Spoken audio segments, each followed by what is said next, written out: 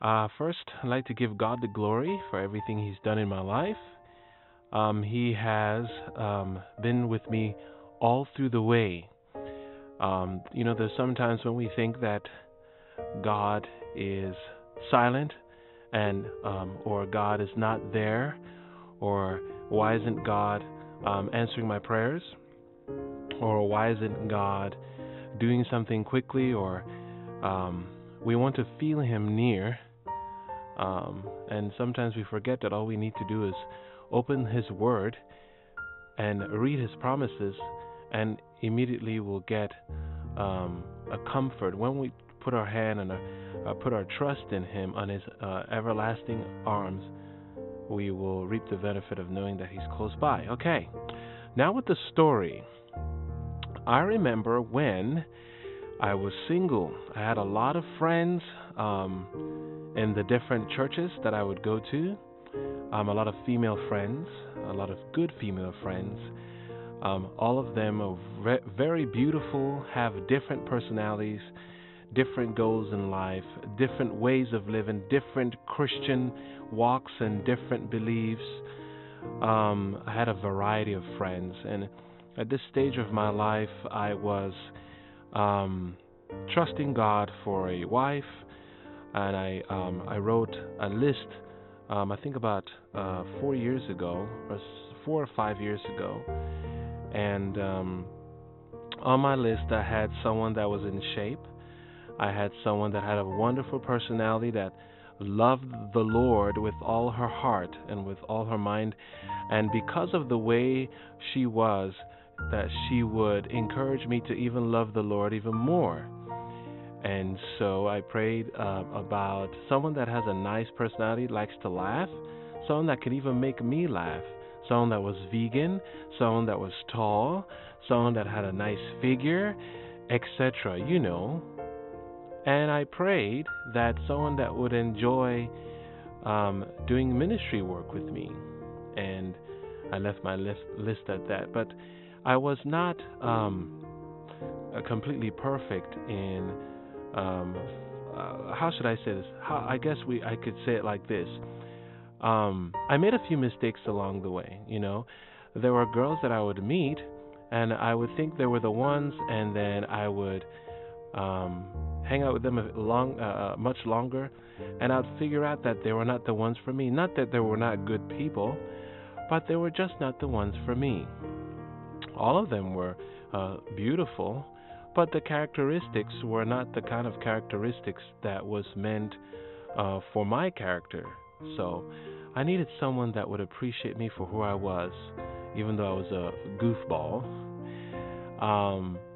And so it was in the year 2012, and I had a lot of friends that were female once again, and I would go out with them, hang out with them, and I remember someone telling me that when you meet the right person, you will feel it and you will know that's the right person. I mean, it's like your whole body knows it's the right person. And so I'd gone out with my friends left and right, girls that liked me, girls that I liked that didn't like me, and even sometimes girls that liked me and I would like at the same time, but something would happen and it just wouldn't work out. And I made it a principle for myself to always pray. When I met someone that I liked, that I would always pray to God and say, Father, is this the person that you want me to be with? And especially when I wasn't sure. And lo and behold, God would do something that would separate us from even continuing to develop a relationship. And that's how my prayers would be answered. And I was still single. I'd often talk in Bible studies with my friends, and I'd say, I'm praying for a spouse, and I know God is going to provide me with one. And it was in the middle of 2012, and I got desperate, and I said, Lord, I don't think you're, in my mind, I didn't say it out loud, but in my mind I said, you know what, Lord, I don't think you're working fast enough. So I took it upon myself to meet people that were even outside the church. That is a big no-no. I knew it was wrong, but I tried to solve my own problem. Not that I was solving my own problem the right way, But even if you're trying to do the right thing in solving your own problems, you tend to fall into sin because it's not God doing it. And this is something that I really wanted God to do so he could get the glory. But in my hour of darkness, which was what I mean by hour of darkness is when I took it upon myself to look for someone on my own, and I came back to the same conclusion. They were beautiful when I found someone. They were beautiful, they were funny, but they did not love the Lord, or they were not willing to go the way I wanted to go to serve the Lord. And that ultimately broke my heart. And I went back to God again, and I said, Lord, I think it's time for me to find someone, and I've been waiting for such a long time. And God would always tell me, my grace is sufficient for thee. And he said that it would help me, that I should be a little bit more patient. So I got an inspiration from God telling me I should, just relax and stop going out on dates and stop hanging out with girls and just rest and just let God take care of the hooking up. And so I think for about a month or two, this was in about around July, June of 2012, I decided to step back and just let the Lord work. Step back and let the Lord do his work and relax and reflect and spend more time with Jesus and let him do his work. And so it was around the month of September, before my birthday. It was the first week of September. And what had happened was I went to, I usually sing at church, I don't know who knows me, but I am a singer at church if nobody knows. And I frequent the different churches in Houston to sing.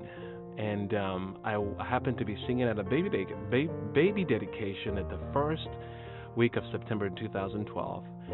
And I sang at that baby dedication.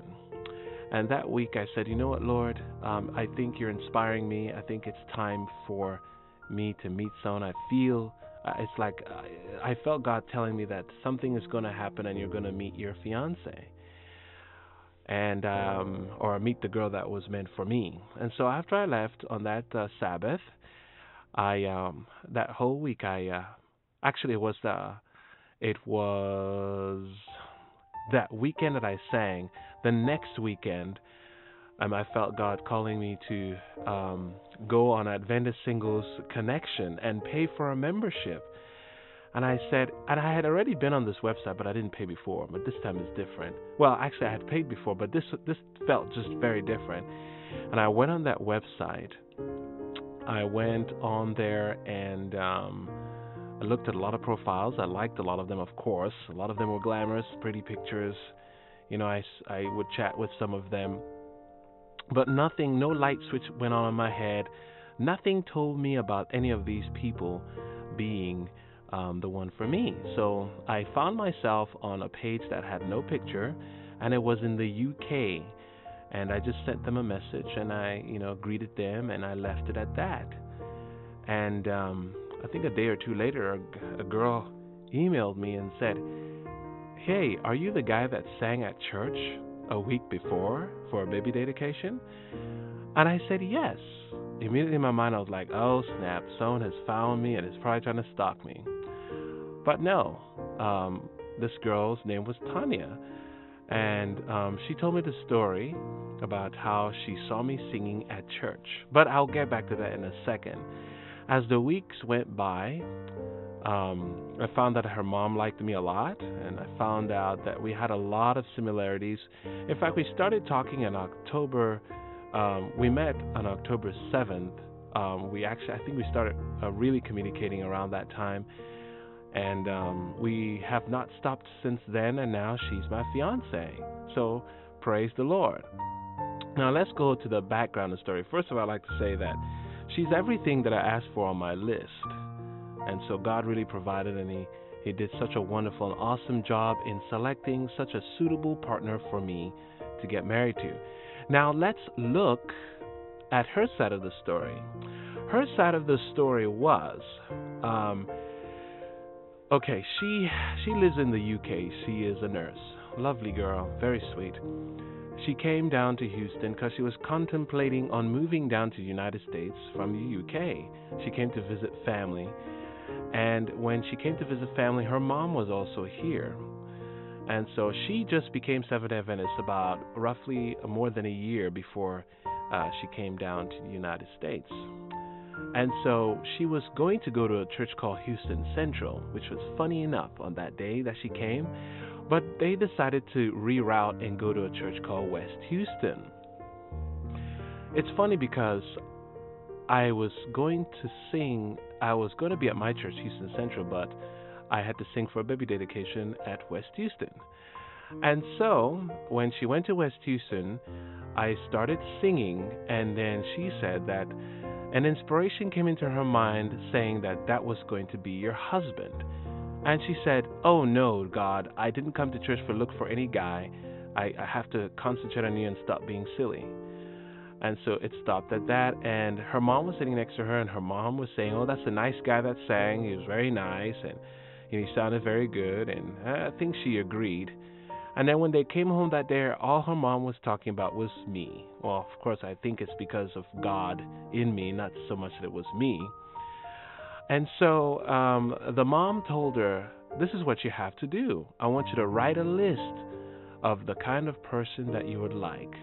And she wrote on her list, a guy that's tall, a guy that loves the Lord, a guy that's into fitness, a guy that is world traveled, a guy that is a vegan, a guy that wants to do ministry work, a guy that maybe would like to do missionary work, a guy that has dimples, a guy that has nice teeth, a guy that is good looking, I guess.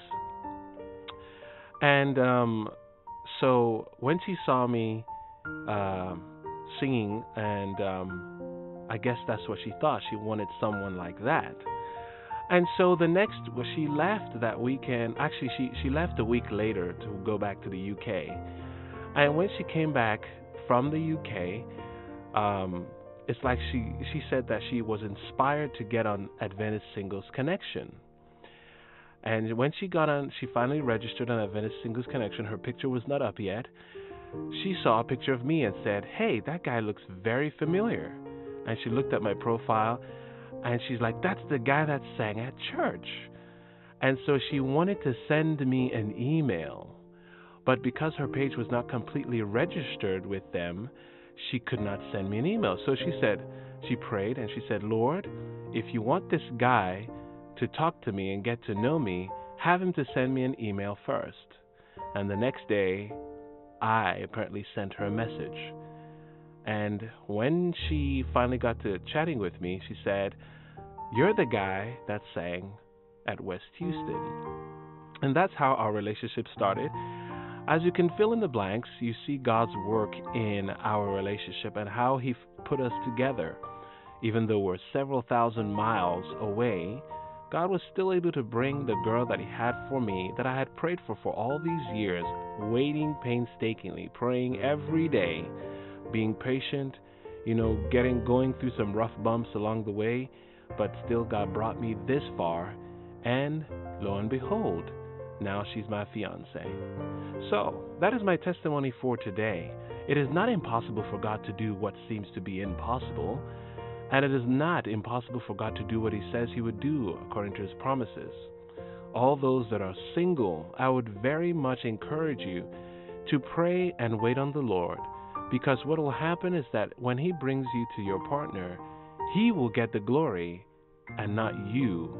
In fact, a lot of people that try to find their own partners end up getting a divorce or end up being in a marriage that they were not supposed to be, and it's a galling yoke, according to the spirit of prophecy. If you let the Lord choose a partner for you, you're going to be easier off in your marriage and even in the life to come. You want to make sure that it's the Lord that picked the partner for you. You want to make sure that you see signs and wonders that God is the one that brought you guys together. There's still more testimonies, but I just wanted to give you a testimony of how I met my fiance. With that, I'd like to say good night, and you guys have a wonderful day. God bless.